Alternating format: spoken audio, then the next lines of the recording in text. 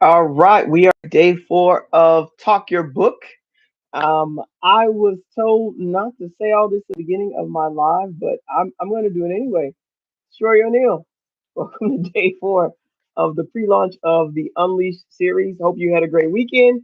On Friday, I told you about the store of the floor model television of Felicia Rashad. Today, I'm telling you the story that it was a surprise both to me as probably well as everybody else in the lunchroom. It is a rap battle when I was 14 years old. And the song that came out of my mouth that day, honestly, I still can't believe that I actually did it. Um, and the song title, ironically enough, was called What's Your Purpose?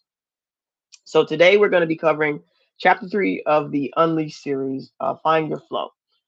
So, Friday recap told you about this floor model television and how it gave me permission to dream big and to kind of see myself doing what I didn't think that I had been built to do, that I had been able to see in my direct, I guess, community, neighborhood outlet. What I didn't tell you is how close that dream came to dying before it ever found its flow. And so the first time I shared about this, someone laughed at me at a family get together. I would dance, I would sing. I even got the privilege of singing at my kindergarten graduation, and all of that changed when my voice changed.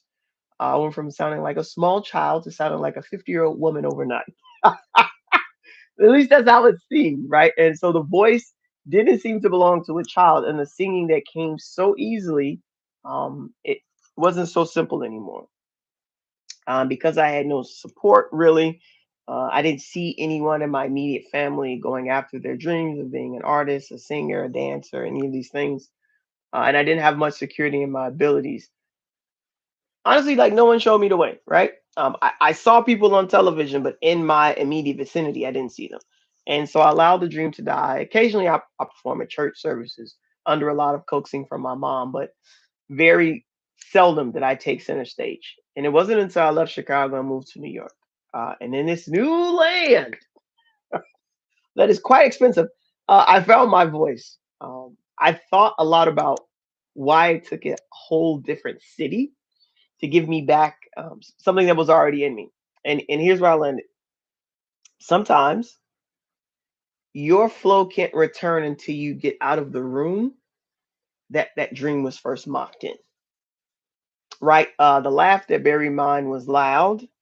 And as long as I stay within the earshot of people criticizing me and ridiculing me because of like my voice and maturation and puberty and all the changes, I kept my gift at a very low value. And so New York didn't hand me a talent I didn't have. It just gave me a room quiet enough to like finally hear something that I had been carrying with me the whole time. Now, before anybody decides I'm going to move to New York based on this episode, I'm not telling you to pack a bag.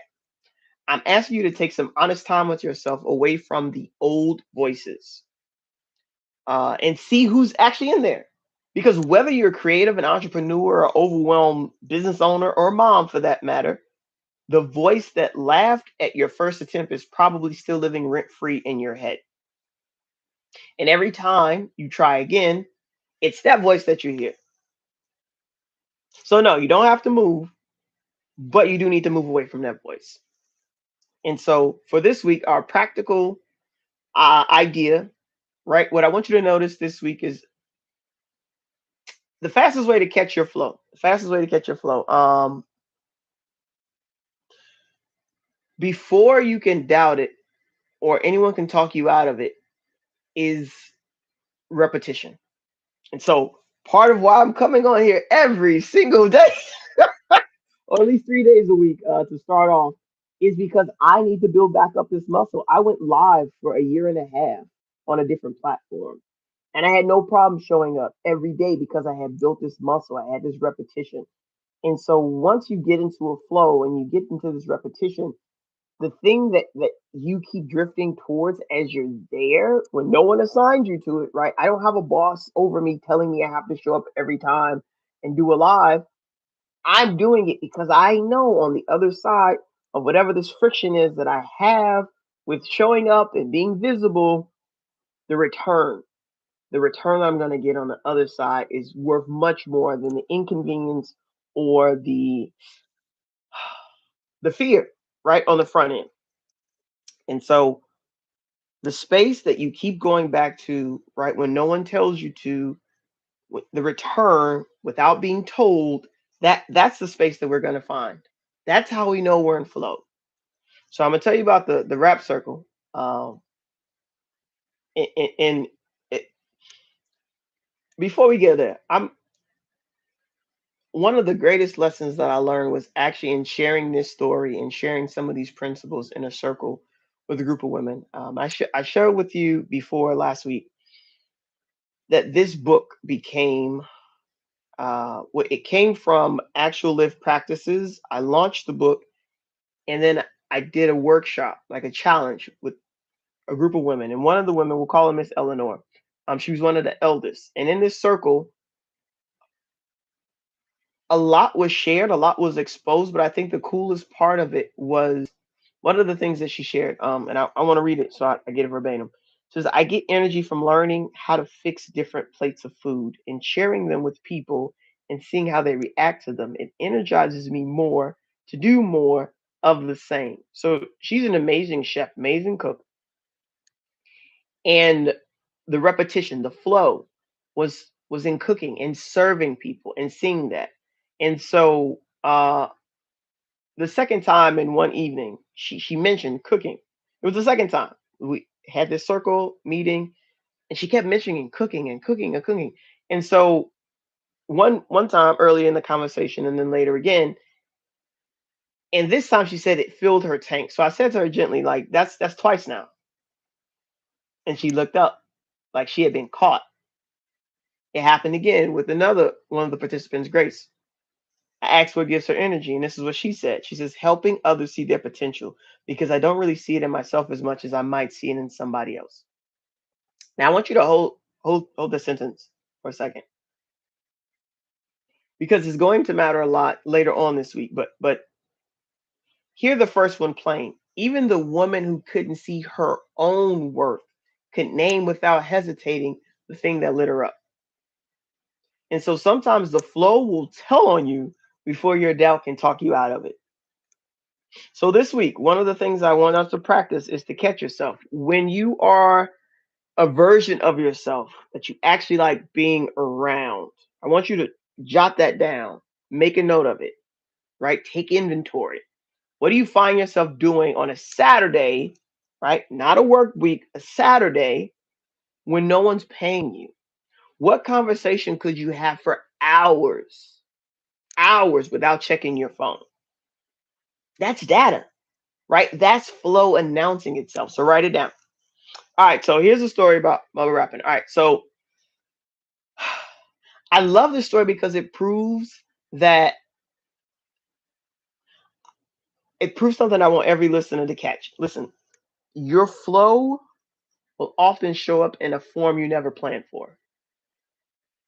When I was 14, there was a group of kids who make beats and they'd rap at a lunchroom table at my high school. And I was known for a lot of things back then. Books, tomboy, dirt bikes, basketball. Rapping was not something I was known for, right? Outside of my bedroom and my brother, it was not something I shared with even a single soul. But I had a verse in me and I didn't know where it came from initially. And I don't know how long it had been sitting there, but I was hearing this group and they were pretty good and they'd be rapping and they would rap the same song and they practice and they do talent shows and whatnot. And so I had this whole like it, this imaginative thing that happened where I was like, I'm gonna write a rhyme, I'm gonna write a hook for that song, and then one day I'm gonna spit it. I don't know why I came up with this idea, but I did, and I shared it with one of the group members. And so the next time they were in the lunchroom and they're beating on the table and rapping, she was like, "Yo, spit it, go ahead." And I was like, "No, I should have with you in confidence. I'm not. There's no way." But she kept egging me on, and so I spit, and I don't know. I felt like something took over my body. It literally felt like an outer body experience. But the whole lunchroom, they erupted. All right. I think more of like shock. Like this four-eyed chess team, speech and debate girl. Like, what if she just these don't match? Kids I didn't even know were coming over to me like, yo, like that was dope. Like, oh, like wow, I didn't know you could spit. Like, oh, you got some more rhymes, whatever. Um, and this is the part that still gives me chills even to this day. Like 25 years later, right? 25 years later, I still remember what the song was called. It was called "What's Your Purpose." I'm not about to rap it. I'm not. This is our 14. A lot of things have changed since then. We got to put a whole rating on this thing. We ain't doing that. So, but 14 years old. At 14 years old, I was standing at a lunchroom table rapping a song about purpose. And 24 years later, I would then go on to write a book called Unleash Your God Given Gift. Like, if that's not serendipitous, I don't know what is. Right. And so the gift found a crack. It found a crack big enough to slip through, not in the singing voice that I once had that I buried, but now this brand new voice of rap and melodic speaking. And then I went on to do poetry. And it, so I want you try not to decide in advance what you're going to allow your flow to look like. Let it surprise you. I guarantee you that moment surprised me, it surprised a whole bunch of other people.